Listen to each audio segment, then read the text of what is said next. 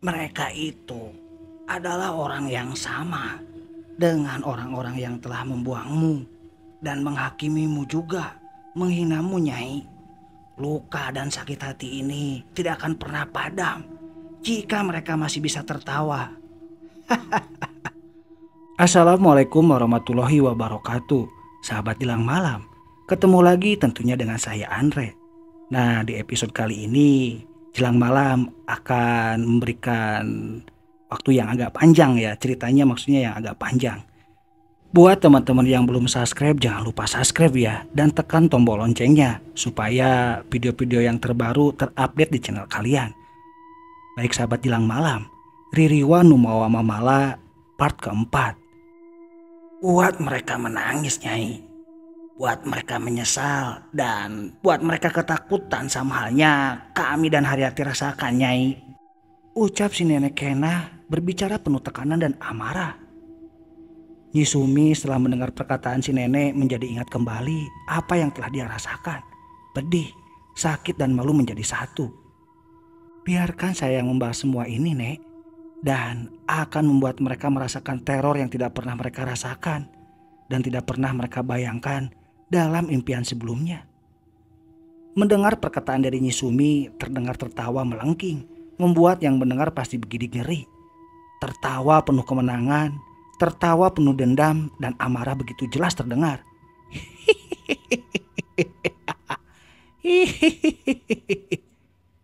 Nyi Sumi yang mendengarnya pun langsung terdiam.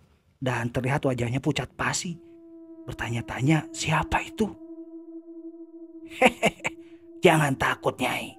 Itu anak nenek Haryati, ucap nenek Kaena. Haryati?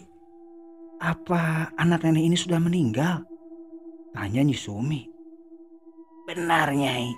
Anak nenek sudah meninggal. Badannya sudah lama terkubur. Tapi jiwa dan dendamnya belum. Jiwanya menuntut balas dan jiwanya tidak akan tenang jika mereka masih hidup. Kembali si nenek berbicara penuh dengan kebencian. Jadi gimana, Nek? Sebelum si nenek menjawab, si kakek udah memotong pembicaraan si nenek. Balaskan dendam kami, Sumi.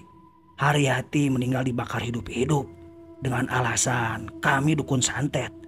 Mereka menyaksikan anak kami Haryati saat meronta-ronta meminta tolong. Mereka hanya tertawa bersorak. Rumah kami terbakar. Kakek dan nenek terikat tangan dan kaki. Melihat kebiadaban mereka dan kakek dan nenek hanya bisa melihat saat tubuh Haryati hangus dan mati dengan keji. Api meluap-luap membakar tubuh Haryati. Dianggap sudah mati, mereka melepaskan kami. Lalu kakek memeluk badan Haryati dengan api yang masih menyala dan menjadikan kakek seperti ini. Kakek Damini menceritakan semuanya ke Nyi Sumi. Mendengar cerita dari mereka, hati Nyi Sumi terbakar dan merasakan penderitaan mereka. Karena Nyi Sumi juga korban dari kebiadaban mereka. Di tempat lain, di rumah Pak Ustadz, Pak RT sudah ada dan lagi duduk bercerita dengan Pak Ustadz.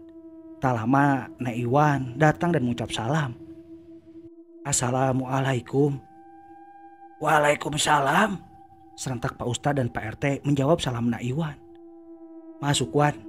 Pak Ustadz mempersilahkan.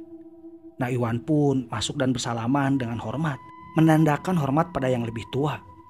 Duduk, Wan. Singkat cerita, Pak Ustadz menanyakan perihal tentang kejadian awal kasus Nyi Sumi pada Nak Iwan. Nak Iwan pun menceritakan apa yang terjadi dan waktu pergi ke kampung Haur Pengganti meminta bantuan untuk mencari Nyi Sumi. Tapi penolakan yang didapatkan. Dan Nak Iwan pun menceritakan tentang kebencian yang mereka tunjukkan kepada Maneni dan Nyi Sumi. Begitu Pak RT, tutup Nak Iwan. Pak RT yang mendengar cerita dari Nak Iwan menggelengkan kepala seakan tak percaya. Dan Pak RT merasa kasihan kepada keluarga Manani. Oh begitu ya, Wan. Nyi Sumi orang Haur Pengganti ya? Jadi ingat 15 tahun yang ke belakang? Jawab Pak RT. Pak Ustadz yang mendengar Pak RT bilang 15 tahun yang lalu jadi teringat kembali kasus itu. Dan yang aneh, kasus itu hilang begitu saja. 15 tahun yang lalu? Ada apa Pak RT dengan 15 tahun yang lalu? Tanya Nak Iwan. Pak Ustadz dan Pak RT saling bertatapan dan seperti mengisyaratkan siapa yang akan membuka cerita kelam ini. Pas Pak RT membuka cerita, terdengar tuk, tuk, tuk. Cahaya kilat dan suara halilintar begitu menggelegar. Pak Ustadz berdiri dan beristighfar. Astagfirullahaladzim. Mendung tidak nampak. Langit begitu cerah. Tapi kenapa ini? Ucap Pak Ustadz. Balaskan sakit dan pedihku, Sumi.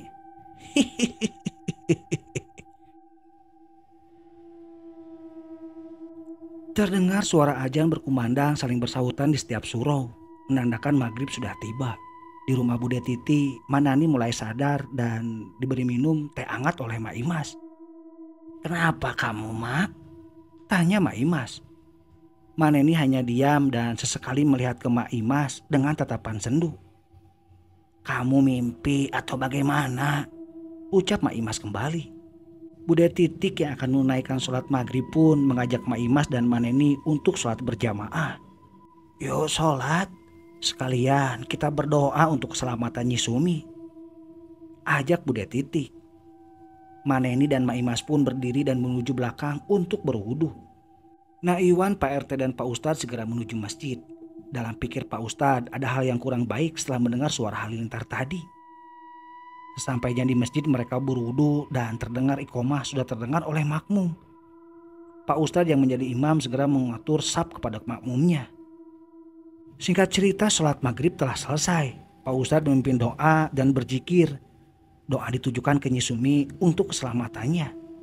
Setelah selesai, Pak Ustadz memanggil Nak Iwan dan Pak RT untuk membicarakan hal penting. Boleh minta waktunya sebentar, Wan, Pak RT? Tanya Pak Ustadz. Nak Iwan pun Pak RT mengangguk dan terlihat Jang Aib dan Mang Ano pun ada. Ada apa, Tad? Tanya Pak RT. Pak Ustadz pun mengumpulkan semua yang masih ada di surau ini. Pak RT tadi kan mendengar suara halilintar. Itu kan mendung dah ada. Terus jauh dari kata mau hujan. Tanya Pak Ustadz. Ya terus gimana, Tad? Pak RT menjawab. Pak Ustadz terdiam sejenak dan Pak Ustadz mulai melanjutkan pembicaraannya. Mungkin ini cuma perasaan atau apa ya? Tapi firasat saya ndak baik, Pak RT, kata Pak Ustadz dengan wajah serius.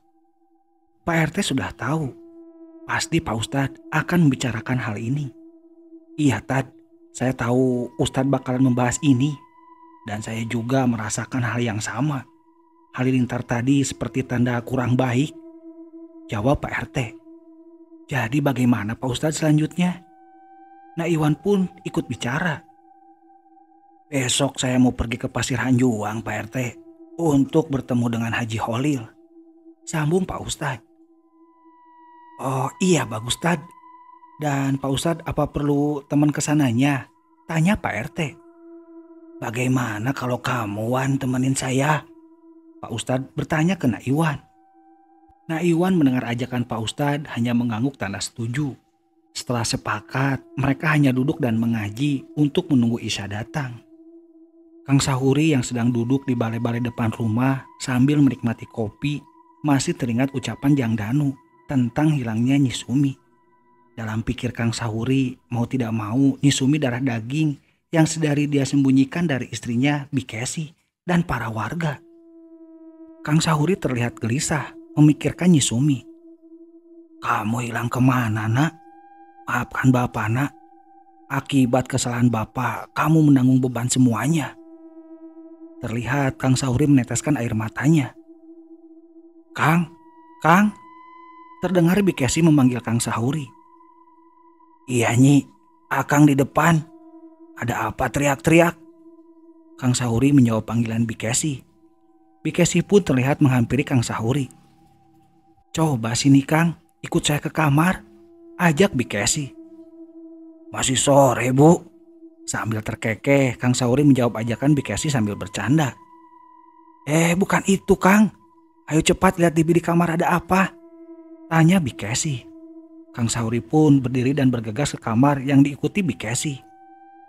Sesampainya di kamar, Kang Sahuri sangat terkejut saat melihat bilik kamar yang penuh dengan bercak darah dan menimbulkan bau amis yang sangat menyengat.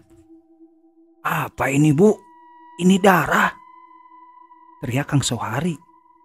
Bikesi hanya terdiam dan sekali memegang baju Kang Sahuri.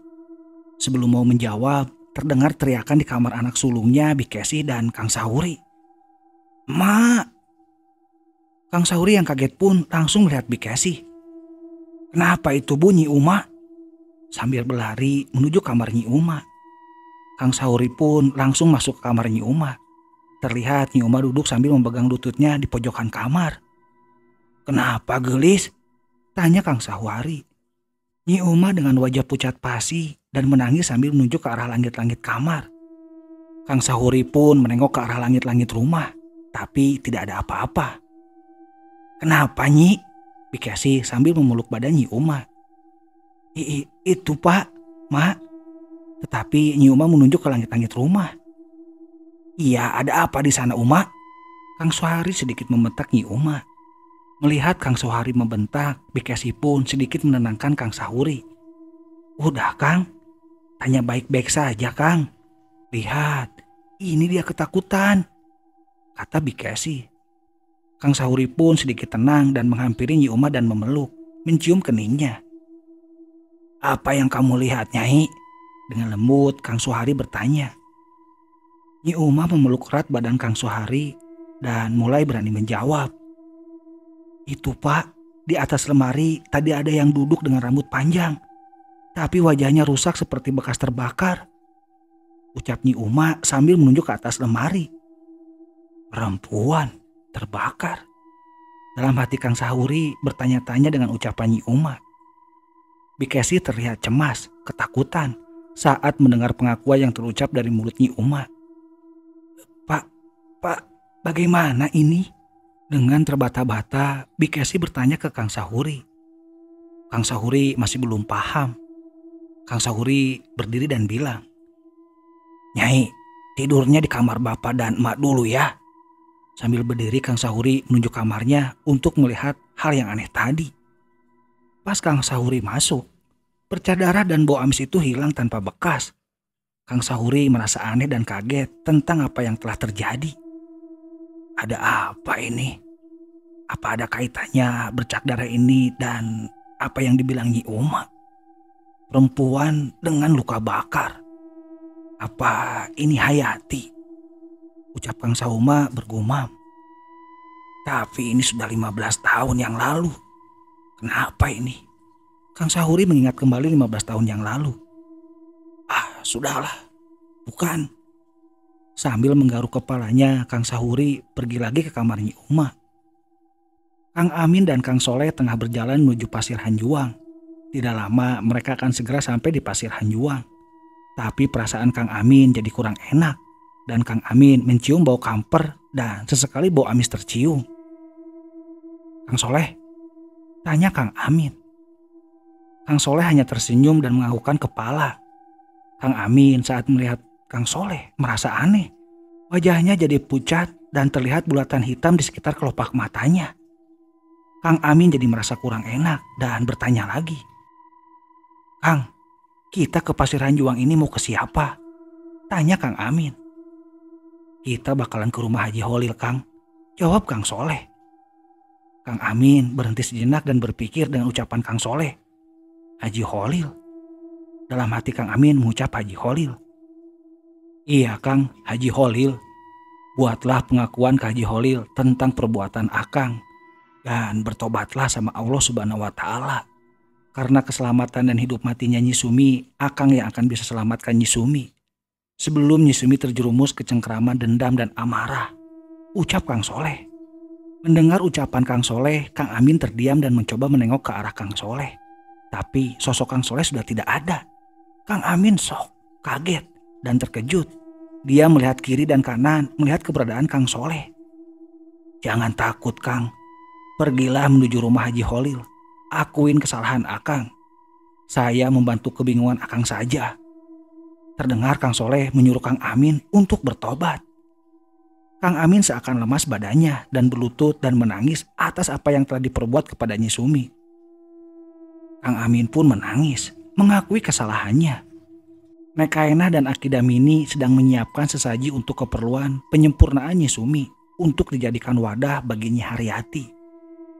"Kamu sudah siap, Nyi?" tanya Nek Kaena. Nyi Sumi mengangguk tanda mengerti dan paham.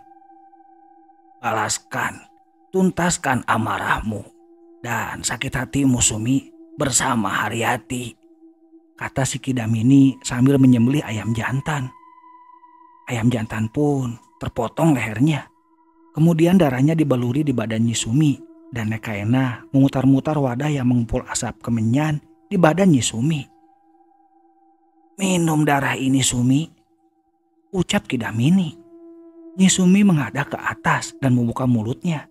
Kidamini menyucurkan darah ayam ke mulut Nyi Sumi. Terdengar suara angin, juga ada langkah kaki di luar rumah. "Haryati, masuklah nak. Wadahmu sudah siap," ucap Nek Kaena. Malam di Haur Pugur tidak seperti malam-malam biasanya. Aura kelam dan gelap begitu terasa malam ini. Di pojokan kampung Haur Pugur terlihat ada kekumpulan anak muda dan bapak-bapak lagi berkumpul untuk jaga malam. Nampak Kang Agus juga ada malam itu. "Tumben sepi ya ini malam," ucap Jang Edi sambil menyalakan api. Hembusan angin membuat sebagian ngeronda ngerasa kedinginan. "Kang Sahuri bagian jaga juga ya Kang malam ini?" tanya Mang Deden ke Kang Agus. Kang Agus dari tadi terlihat gelisah, melamun, dan hanya diam tidak seperti biasanya. Kang, ditanya malah diem wainya." Sambil menggoyangkan bahu Kang Agus, tanya Mang Deden. Baru Kang Agus terperanjat dan kaget saat bahunya digoyang-goyangkan sama Mang Deden. Iya Mang, kenapa?" Kang Agus baru ngeh. "Ngelamunin apa sih Kang?" tanya Mang Deden. "Kok perasaan saya nggak enak ya?" jawab Kang Agus. Perasaan saja itu mah. Makanya jangan ngelamun terus ari akang. Tuh temenin si Endi, biar anget." Mang Deden sambil menunjuk api yang sudah menyala. "Nyi, nanti panggil saja si Uho ya. Kalau masih takut, biar ada yang nemenin. Akang mau ngeronda dulu. Nanti sebelum subuh akang pulangnya." Kang Sahuri pamitan sambil ambil jaket, sarung dan golok. "Tapi Kang, Kesi takut ini," ucap Bikesi. "Sudah nanti akang sambil mau ke pos ronda, akang singgah di rumah emak dulu. Suruh si Uho kesini ya," ujuk Kang Sahuri ke Bikesi. "Ya udah tuh Kang, jangan lupa suruh si Uho cepat datang ke sini ya," Bikesi berpesan ke Kang Sahuri. Kang Sahuri pun turun dari rumah dan berpamitan. Langkah kaki Kang Sahuri ditemani dengan semilir angin yang berhembus.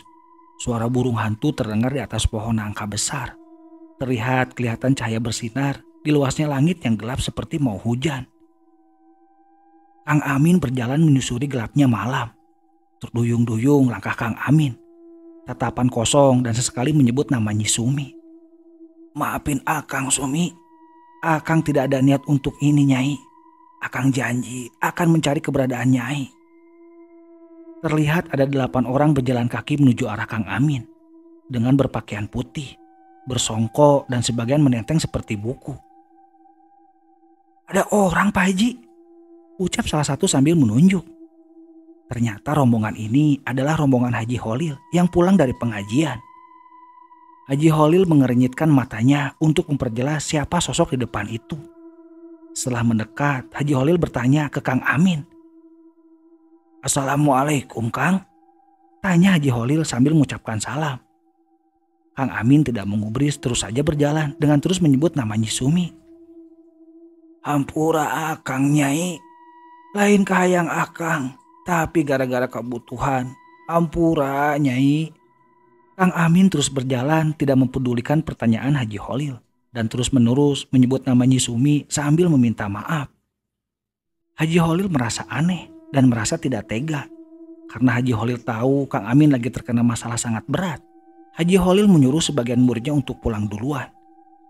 "Sebagian pulang duluan ya, biar 2 orang saja di sini," perintah Haji Holil. Bismillah. Haji Holil menepuk bahu Kang Amin. Setelah ditepuk, Kang Amin baru sadar dan menengok ke Haji Holil. "Siapa Anda? Mau apa Anda?" Dengan keheranan Kang Amin bertanya. Hehehe, gak ada apa-apa Kang. Saya cuma nanya saja. Akang saya panggil-panggil tidak dengar. Maaf, jadi saya tepuk Akang, ucap Haji Holil. Kang Amin terdiam dan melihat dengan jelas kepada Haji Holil. Maaf Pak, maaf. Saya nggak tahu. Kang Amin menjawab. Mau kemana Akang tujuannya? Tanya Haji Holil. Gak apa-apa Kang. Siapa tahu saya bisa bantu. Sambung Haji Holil lagi. Saya Amin Pak. Orang Haur Pugur. Saya niatnya mau ke Pasir Hanjuang Pak. Kang Amin menjawab sambil garuk-garuk kepala. Pasir Hanjuang mah ke sana Kang, bukan lurus. Jawab Haji Holil sambil menunjuk ke arah jalan yang menanjak dan ada tulisan Gapura, Wilujeng Sumping di Pasir Hanjuang.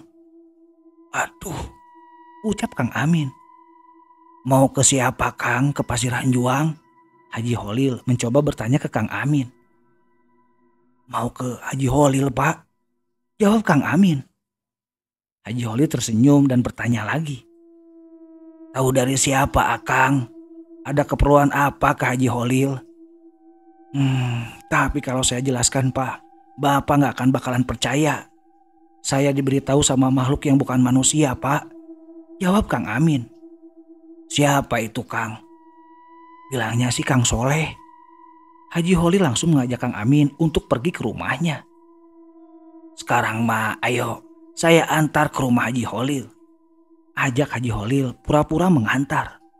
Mereka pun meninggalkan tempat tadi dan menuju rumah Haji Holil. Hehehe, kamu sudah punya wadah Nyai. Balaskan sakit hatimu. Jangan biarkan mereka tenang Nyai, ucap Nekaena. Nyi Sumi yang sudah menyatu dengan Nyai Haryati terlihat matanya melotot.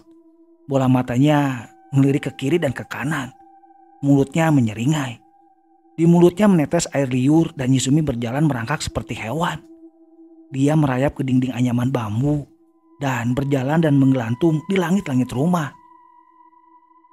Hihihi, saya bangkit Mak. Abah, saya lapar Mak. Saya haus. Makanlah mereka Nyai. Minumlah darah mereka. Tapi ingat Nyai, pulanglah sebelum subuh. Nekaena mengingatkan. Nyi Sumi terlihat kukunya yang sudah mulai memanjang, gigi bertaring, kulit wajah mengelupas dan rambut terurai memanjang.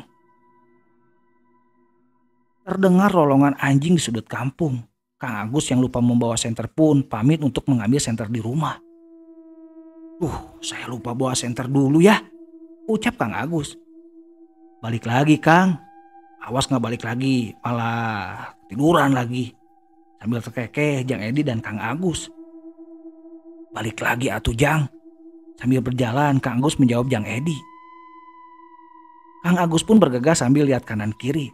Perasaan Kang Agus seperti ada yang memperhatikan langkahnya. Terlihat di pohon sawo, Nyi Sumi yang dirasuki Nyi Haryati sedang memperhatikan Kang Agus. Nyi Sumi menyuruh Nyi Haryati keluar dari tubuhnya. Keluar dulu ya. Biar Sumi yang akan menghampiri orang itu. Kita bikin dulu dia ketakutan dan kita buat teror saja dulu, ucap Nyi Sumi. Haryati pun sudah keluar dan sudah duduk di dahan pohon sawo. Sambil mengayun-ngayunkan kakinya yang terjuntai ke bawah, Haryati dengan baju lusuh campur tanah, rambut terurai, wajah hancur terbakar sekali menyeringai. Haur pengganti. Haryati akan menuntut balas. Kang Agus seakan mendengar suara dan jelas mendengar nama Haryati. Kang Agus diam dan berhenti berjalan dan melihat sumber suara.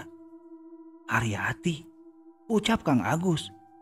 Dek, jantung Kang Agus berdetak, wajahnya berkeringat, badan bergetar saat mendengar nama Haryati. Belum redakan ketakutan saat mendengar nama Haryati, Kang Agus dikagetkan ada yang memanggil namanya. Kang Agus menengok siapa yang memanggilnya. Sumi. Kang Sahuri yang tengah berjalan pun terhenti saat mendengar seorang manggil namanya. Sumi. Hah? Siapa itu? Sumi. Sumi. Panggil Kang Sahuri.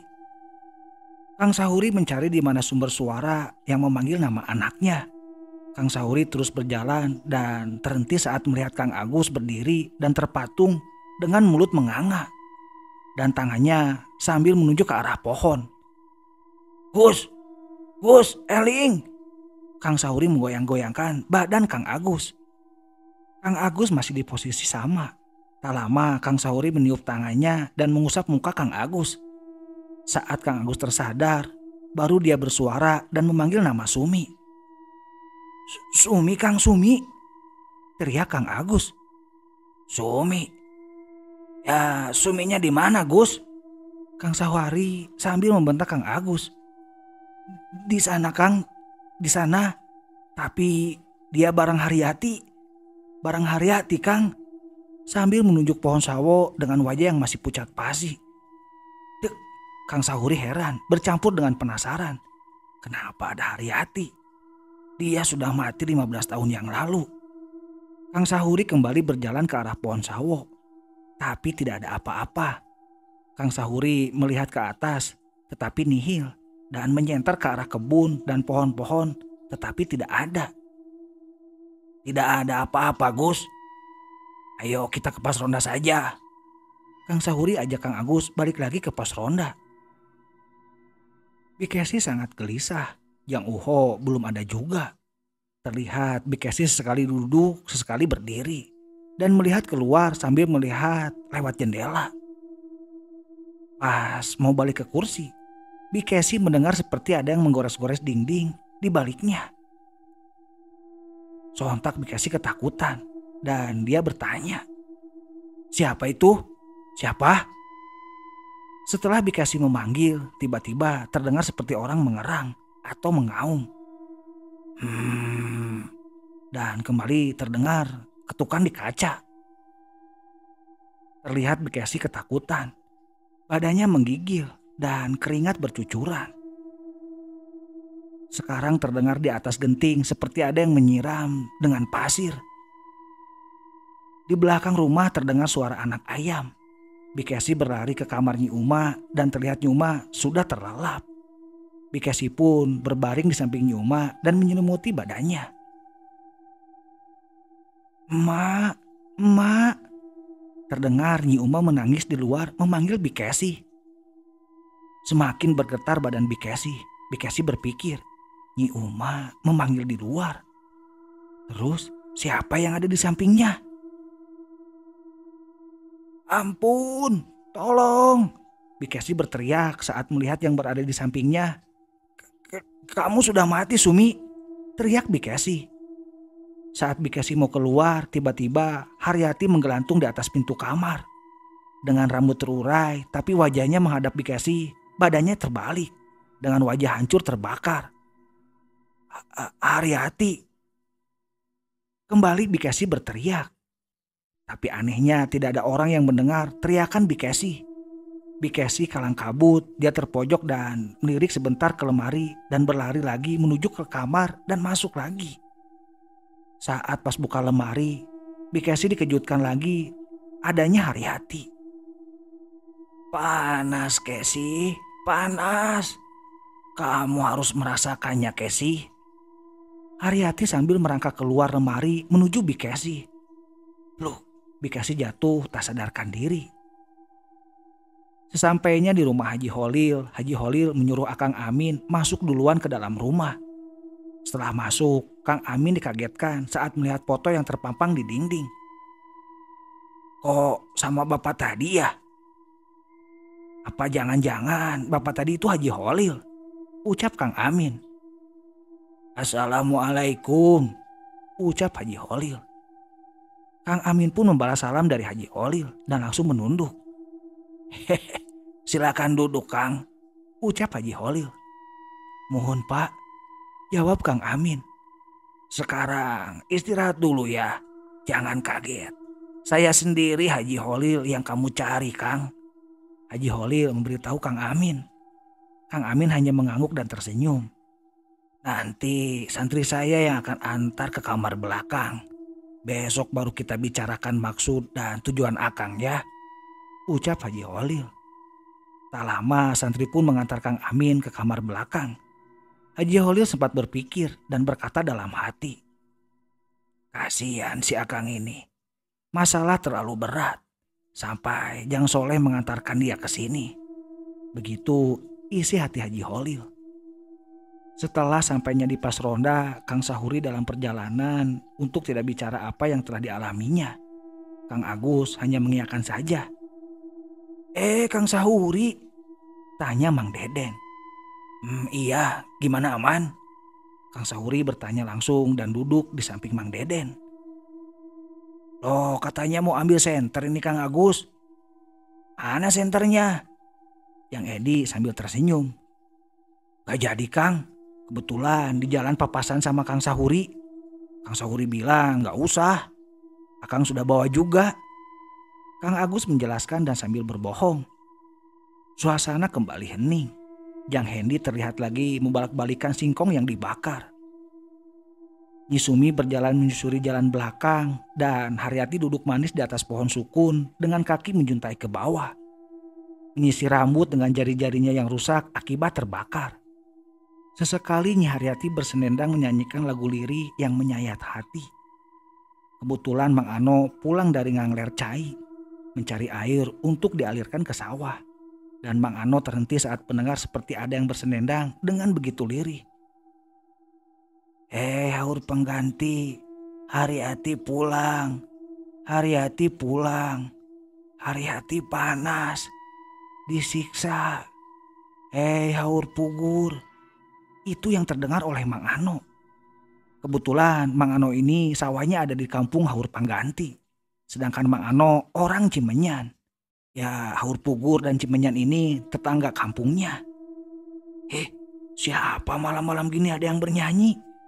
Dengan begitu ngeri, Mang Ano mempercepat jalannya. Pas di persimpangan jalan, Mang Ano berpapasan dengan Nyi Sumi. Yang karena Mang Ano tahu nama tapi tak tahu rupa. Pas berpapasan langsung bilang, Neng, tos di mana? Jana hari ieu teh, tanya Mang Ano. Nyi Sumi tersenyum dan menjawab, cari mana nih Pak? Tapi di rumah emak tidak ada yang jawab. Jawab Nyi Sumi. Mang Ano belum dengan jawaban Nyi Sumi. Oh, sekarang mau kemana tuh Neng? Mang Ano bertanya lagi. Ke Teteh Haryati saja Pak. Sambil menyeringai Nyi Sumi berjalan pergi. Mang Ano hanya melihat kemana Nyi Sumi pergi. Tak lama Mang Ano pun pergi. Tapi pas dia sadar apa yang diucapkan Nyi Sumi tadi. Haryati. Haryati. Astagfirullah. Astagfirullah. Mang Ano pun berlari saat mendengar ucapan Nyi Sumi tadi. Allahu Akbar, ucap Mang Ano. Azan awal terdengar. Kang Sahuri pun mengajak yang lain untuk segera pulang. Ya subuh ini, cukuplah malam ini, ujar Kang Sahuri sambil berdiri dan mengikat sarung di pinggang. Terlihat Jang Edi menyiram api dengan air. Mang Deden merapikan tikar dan menyiapkannya di pojokan pos ronda. Dan yang lainnya sudah siap-siap pulang. Kang, anterin saya pulang boleh? Saya sendiri ini pulangnya Kang beda arah. Sambil berbisik, Kang Agus meminta antar pulang sama Kang Sahuri. Kang Sahuri sambil menghembuskan nafas dan terlihat kesal dengan ajakan Kang Agus. Gus Agus, kamu itu sudah tua. Dengan terpaksa, Kang Sahuri mengantar pulang Kang Agus, walaupun beda arah pulangnya. Nyi Sumi yang mendengar azan awal pun mengajak pulang Nyi Haryati. Teteh pulang duluan saja. Nanti Sumi menyusul ya, ucap Nyi Sumi ke Haryati. Nyi Haryati yang sedang duduk manis di pohon sukun pun mengiyakan ucapan Nyi Sumi. Tak lama Nyi Haryati pun hilang di telan gelapnya malam menjelang subuh. Nyi Sumi berjalan ke arah yang gelap menuju belakang rumahnya. Sesekali Nyi Sumi mengintip di balik pohon pisang untuk melihat siapa tahu emaknya ada keluar. Tapi nihil. Nyi Sumi tak melihat tanda-tanda Maneni ada di dalam rumah. Emak di mana? Ini Sumi, Mak. Sumi rindu, Mak. Dengan meneteskan air mata, Sumi memanggil Mak Neni. Nyi Sumi pun bergegas meninggalkan kebun pisang dan bergegas menuju rumah Nek Kaena dan Kidamini. Sumi, tanpa kamu sadari, Nyai sudah bersekutu dengan iblis. Insya Allah, Sumi, suatu saat kamu akan tersadar akan perbuatanmu ini. Ucap sosok yang sedari tadi memperhatikan Nyi Sumi di kegelapan. Setelah mengantarkan pulang Kang Agus, Kang Suhari pun menuju pulang ke rumahnya dengan cahaya senter berwarna kuning. Kang Suhari menyusuri jalan setapak yang ditumbuhi rumput liar di samping kiri dan kanan. Penerangan yang minim, hanya dapat cahaya di setiap rumah itu, juga tidak terlalu jelas karena hanya lampu 5 watt berwarna kuning yang menjadi alat penerangan. Terasa hembusan angin subuh terasa masuk ke tulang dirasakan Kang Sahuri. Sesekali Kang Sahuri menggosok kedua telapak tangannya karena kedinginan. Terdengar kokokan ayam di setiap sudut kampung Haur Pangganti, menandakan subuh sudah mendekat. Kokokan ayam menjadi alarm bagi warga kampung waktu itu. Tak lama Kang Sahuri sudah sampai di depan rumahnya. Kang Sahuri mengetuk pintu depan. Kesi, Nyai, Akang pulang. Dengan beberapa kali ketukan dan panggilan, belum ada jawaban di dalam rumah. Kang Sahuri kembali mengetuk pintu dan memanggil-manggil Bikesi. Tapi nihil, tidak ada jawaban dari Bikesi. Penasaran, Kang Sahuri mengintip di balik jendela. Dengan cahaya remang-remang, Kang Sahuri melihat Bikesi terbaring di tengah rumah dengan badan tertelungkup. Kesi, sadar. Kenapa kamu, Kesi? Kang Sahuri memanggil-manggil Bikesi di balik jendela. Kang Sahuri pun mendobrak pintu. Tak lama pintu terbuka dan Kang Sahuri memangku badan Bikesi dan diletakkan di pangkuan Kang Sahuri. Kesi, sadar. Ini Akang, Nyai. Ucap Kang Sahuri sambil menggoyangkan bahu dan sesekali mengusap kening dan rambut Bikesi. Seperti biasa, Kang Sahuri meniup tangannya dengan sedikit jampi-jampi dan mengusapkannya di wajah Bikesi. Tak lama Bikesi sadar pelan-pelan dan Bikesi membuka mata dan berteriak. Ampun Sumi, ampun. Ampun Haryati. Teriak Bikesi. Hei, sadar Nyai. Ini Akang. Kang Sahuri sambil mengusap keningnya Bikesi. Bikesi pun sadar secara penuh. Dan sudah sadar bahwa yang sedang memangkunya adalah Kang Sahuri. Kang Sahuri hanya tertegun dan heran. Ada apa ini? Istri dan Agus seperti ketakutan dan mengucap hal yang sama. Haryati dan Sumi. Coba cerita ke Akang, Nyai, ada apa? Tanya Kang Sahuri. Tak lama Bikesi menceritakan semua kejadian yang dialaminya, tanpa ada yang dilebihkan dan dikurangi ke Kang Sahuri. Itu Kang, harus gimana atuh Kang? Tutup Bikesi. Dalam hati Kang Sahuri, dia tidak mempedulikan Nyi Haryati. Yang jadi pertanyaan, Nyi Sumi darah dagingnya sendiri. Ada apa dengan Sumi? Apa dia sudah meninggal? Kenapa dia meninggal? Atau bagaimana? Penuh dengan pertanyaan di benak Kang Sahuri. Sudah Kesi, soal ini Akang sudah mengerti.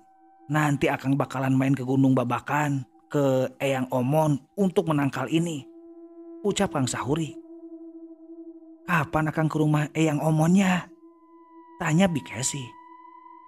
Nyai takut Kang, jangan sampai ini keterusan. Lanjut Bikesi. Nanti pagi Akang pergi. Jawab Kang Sahuri. Kang Amin yang dibangunkan sama santri untuk melaksanakan sholat subuh. Kang Amin, bangun sudah subuh. Kang Amin pun bangun dan segera berdiri menuju masjid dan segera berwudu. Singkat cerita, setelah menunaikan sholat subuh, Kang Amin belum segera pergi ke masjid dan menunggu Haji Holil. Kang Amin berniat untuk menceritakan niatnya dan tujuannya datang menuju Haji Holil. Setelah selesai berzikir dan sholat sunnah, Haji Holil mendekati Kang Amin.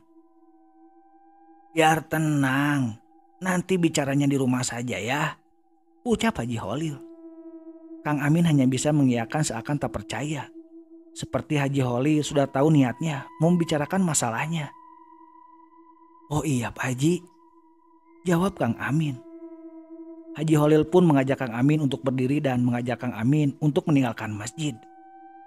Di Cimenyan, Pak Ustadz yang sudah siap-siap untuk pergi ke Pasir Hanjuang terlihat sedang duduk di depan rumah sambil menunggu Nak Iwan yang akan sama-sama pergi ke Pasir Hanjuang, ke rumah Haji Holil. Ternyata yang datang bukan Nak Iwan, tapi Mang Ano yang terlihat penting dan sudah berteriak di kejauhan. "Jang Ustadz, Jang Ustadz!" teriak Mang Ano. Pak Ustadz yang kaget dengan suara Mang Ano yang berteriak pun berdiri. Pak Ustadz melihat Mang Ano yang berlari menuju rumahnya. Pak Ustadz pun turun dan membuka gerbang depan. "Ada apa Mang Ano?" tanya Pak Ustadz. "Aduh, Jang Ustadz." Napas tersengal-sengal, Mang Ano coba memanggil Pak Ustadz. "Masuk dulu Mang, duduk dulu, kenapa? Ada apa? Tapi tunggu saya bawakan air dulu." Pak Ustadz masuk ke dalam rumah untuk mengambil air. Tak lama Pak Ustadz sudah datang dengan membawakan air hangat dan diberikan ke Mang Ano. Setelah tenang, Mang Ano pun menceritakan soal tadi malam. Mang Ano dengan wajah pucat dan pergerakan tangan yang terlihat dengan serius menceritakan kejadian malam yang dialaminya. "Saya dengar senandung dengan bilang Haryati sudah ada, Haryati. Sudah ada, Haryati sudah ada. Dan setelah itu saya bertemu dengan perempuan muda yang mengaku anaknya Maneni." Tutup Mang Ano. Pak Ustadz yang serius mendengar cerita dari Mang Ano pun beristighfar. "Astagfirullah. Benar itu teh Mang?" tanya Pak Ustadz. "Potong ya jari kalau saya bohong," ucap Mang Ano. Tak lama Nak Iwan datang. "Assalamualaikum." "Waalaikumsalam," serentak Mang Ano dan Pak Ustadz menjawab. Pak Ustadz terlihat berpikir keras. Dengan cerita dari Mang Ano ini, ada hubungannya apa antara Nyi Sumi dan Nyi Haryati? Apa Nyi Sumi sudah meninggal? "Ya Allah, beri petunjuk hamba-Mu ya Allah," gumam Pak Ustadz. Nak Iwan yang melihat ke arah Pak Ustadz pun menegur. "Masih pagi Tad, jangan bengong juga ah," canda Nak Iwan. Pak Ustadz melihat Nak Iwan dan tersenyum. "Mang Ano, nanti saya akan mau pergi bareng Nak Iwan ke Pasir Hanjuang, ke rumah Pun Guru Haji Holil. Nanti kita ngobrol lagi ya," ucap Pak Ustadz. Mang Ano mengiyakan dan berpamitan. Tak lama Pak Ustadz pun mengajak Nak Iwan untuk berangkat menggunakan motor Pak Ustadz. Mereka pun sudah pergi menuju Pasir Hanjuang. "Kunci semua ini sudah menunggu di sana, Yai," ucap seorang yang dari tadi ada di rumah Pak Ustadz, dan sosok ini pun pergi.